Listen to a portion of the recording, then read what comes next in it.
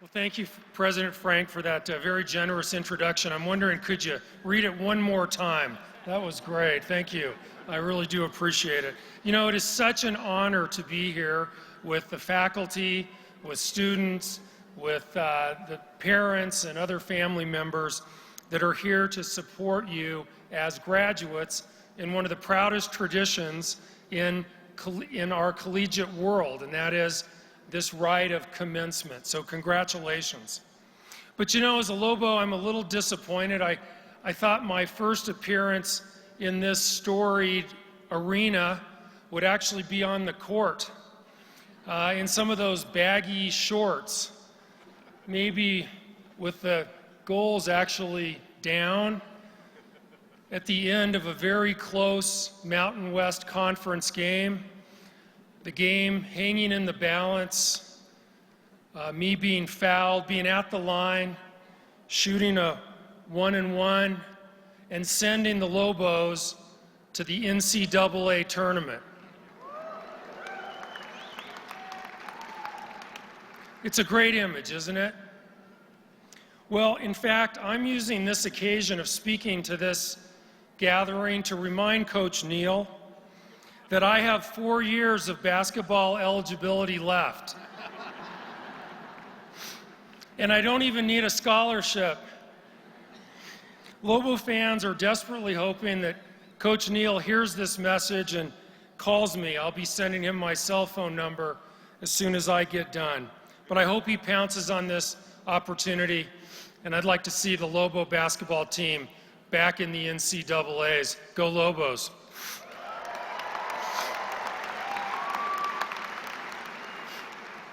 Now, traditionally, a commencement speaker offers the last lesson that you will hear before you go from school into the next chapter of your life. Their misguided premise is that you've learned what you need to know to go do the next thing, and then they shower you with praise and accolades. Well, congratulations.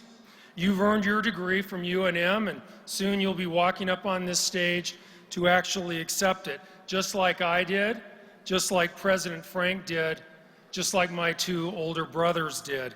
And yes, you are to be congratulated. But graduates, I'm going to let you in on just a little secret. It turns out that those who believe that they have learned what they need to know never reach their full potential.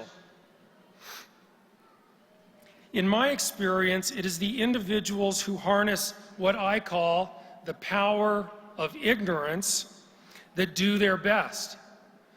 My theme today is ignorance and how to use that insight as a powerful propellant to what you do next in your life and in your career. Now, I'm sure there's some parents that are sitting in the audience here today, and maybe some of you graduates who are saying, what the heck? I just supported this kid to get this degree, or I'm about to get a degree and I've studied my rear end off, and this yahoo at the podium is talking about ignorance. I don't get it, and I'm sure as hell I don't like it. So if you're having that feeling, stay with me for just a second. Give me just a moment. Well, first, please don't confuse ignorance with being dumb.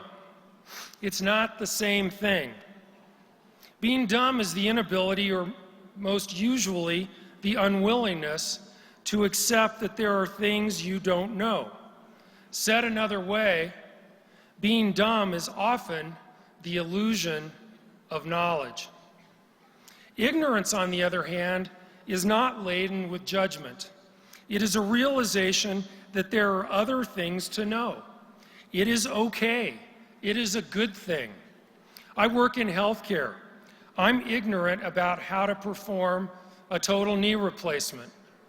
Some of you may be ignorant about how to fly an airplane. So here's how it works. If you say, I is ignorant, that sounds dumb. And it is, and you are. If you say, I am ignorant, now that sounds smart. It is subtle. Stay with me on this. I know it's early on a Saturday morning. Now, have you seen those shirts that say, life is good? Sometimes they have an image of a family sitting around a campfire, roasting a hot dog. Well, I'm going to license some shirts that say, ignorance is good, with a big question mark on it. Accepting that there are things you don't know will actually unlock your life and set you apart from others. But unlocking your life and your spirit and your potential by proclaiming your ignorance is hard to do in a university, in a job, in life as an American.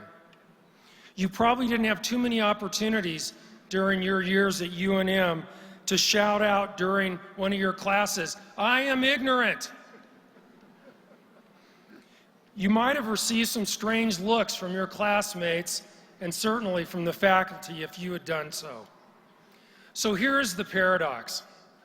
Admitting that you are ignorant on some topics is hard to do, and most people don't do it. The other side of the paradox is that the simple act of admitting your ignorance will unlock your life. By being vulnerable, you will go much further than those who continue living a life with an illusion of complete knowledge. Now, fortunately, you are not alone in this journey. While I have yet to see the definitive textbook on this paradox, I'm sure the title of it would be Ignorance for Dummies. Now, I may publish that book, so don't steal this idea. Instead of that book, there is a definitive source for finding wisdom through ignorance, and it is called country western music. It turns out that all wisdom known to mankind is found in country western music. It's true. Yep, it is. So here's an example. When you need wisdom after maybe a difficult relationship has ended, you could play this song from a country western group with the lyrics, if the phone don't ring, you know it's me.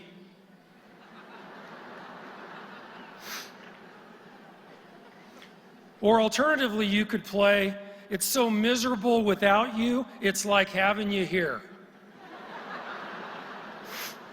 So you get the idea, right? So I'm going to leave you with 3 areas where you might think you have wisdom, but you might just be dumb. Here's the first one. Guess what? The University of New Mexico is not Harvard. That is unequivocally true as a statement, but let me tell you where the wisdom is. It's actually better than Harvard.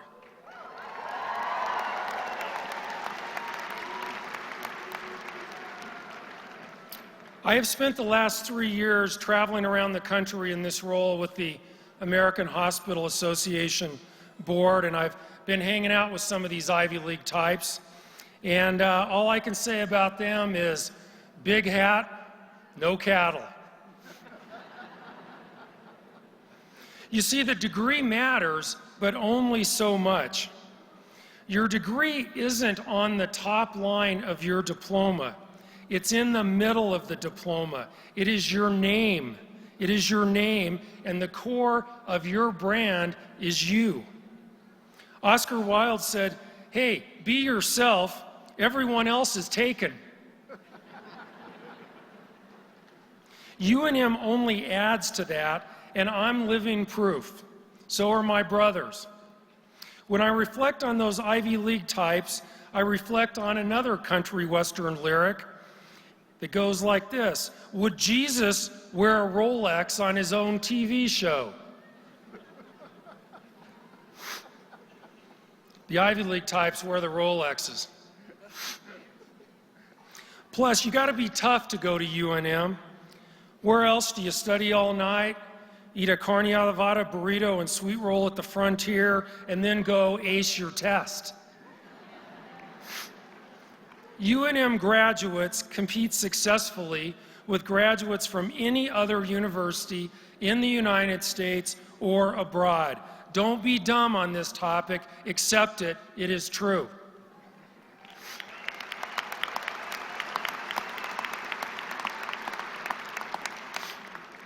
So here's the second thing I want to leave you with, and it's a question. And the question is, what is winning in life? Is it a job? Is it a car? Is it a house? Is it a house with really cool granite countertops? Is it an iPhone 6? Is it every piece of your clothes has Under Armour on it? Well, a dumb person stops asking about those brands and why they mean so much, and an ignorant person asks a different question about the essence of winning. And it turns out that the essence of winning in life is winning in life. It is the whole picture, your family, your friends, your community. If you seek those other symbols of success, you will be like my favorite character in all of country music. His name is Bubba. Now, Bubba was in a bar, which is typical in a country western song. And Bubba was listening to a jukebox, and a song came on this jukebox that made Bubba really sad. In fact, it made him cry.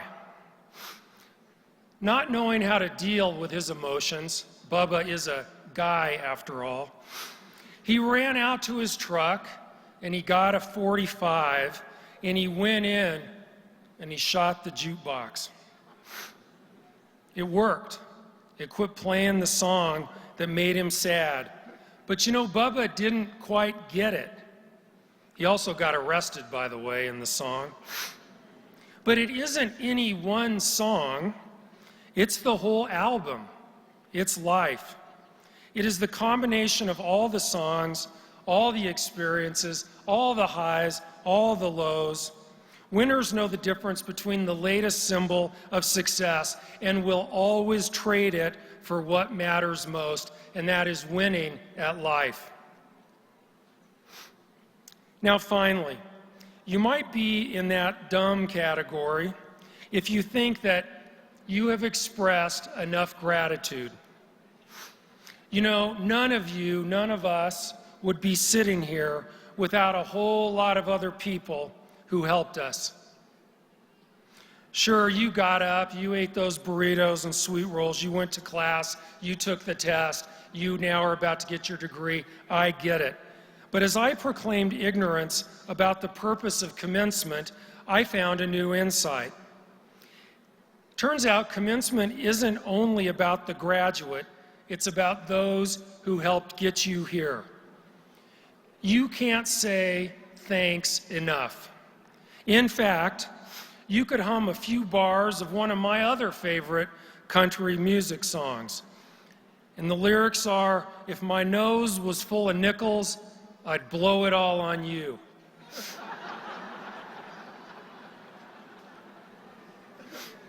Understanding gratitude and expressing it freely is a sign of success. It shows that you understand how your success is built on others. You stand on their shoulders today, so you should thank them today, you should thank them tomorrow, you should thank them every day. And with Mother's Day tomorrow, you have a heck of a great opportunity.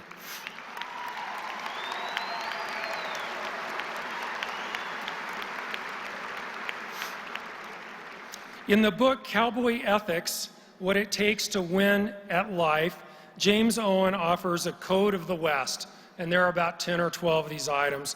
And one of his codes is, talk less, say more. It's a special day for you and UNM. Thanks for letting me be a part of it, and congratulations, a hearty congratulations to the class of 2015. Thank you.